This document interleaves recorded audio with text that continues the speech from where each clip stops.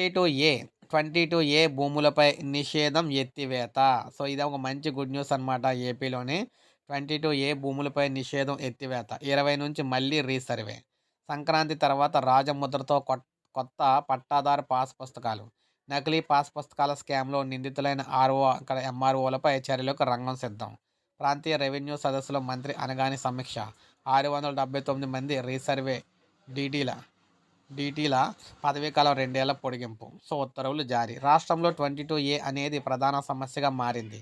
అక్రమంగా కొందరి భూములను 22 చేర్చారు. వీటన్నింటికి పరిష్కారంగా 22 ఉన్న భూములు పై నిషేధాన్ని త్వరలోనే తొలగిస్తాం.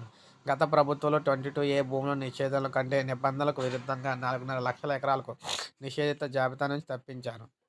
వాటిలో 7,000 ఎకరాలకు అక్రమంగా రిజిస్ట్రేషన్ చేశారు. ఈ రిజిస్ట్రేషన్లన్నింటినీ కూడా రద్దు చేస్తాం. వీటిలో అవకతవకలకు పాల్పడిన అధికారులపై శాఖాపరమైన చర్యలు తీసుకుంటాం. కొందరు ఎంఆర్ఓలు అవినీతికి పాల్పడి దొంగ పాస్ పుస్తకాలు పుట్టించి బ్యాంక్ లోన్ కుంభకోణానికి అయితే కారణమయ్యారు. వారిపై కఠిన చర్యలు కూడా తీసుకుంటాం అని చెప్పారు. ఇక సో చూశారు కదా, ఈ విధంగా ఏపీలోని 22 భూములకు సంబంధించి అనేక గోల్మాల్ అయితే జరిగినాయి అనమాట. నిషేధ భూములు. ఇప్పుడైతే ఆ నిషేధ భూములన్నింటినీ కూడా ఈ నిషేధం అయితే ఎత్తివేస్తా అని చెప్పేసి చెప్తున్నారు. మళ్ళీ సర్వే అయితే చేస్తారంట. సో, ఇది మనకు అప్డేట్. ఒక లైక్ చేయండి, సబ్స్క్రైబ్ చేసుకోండి. మన ఛానల్ సబ్స్క్రైబ్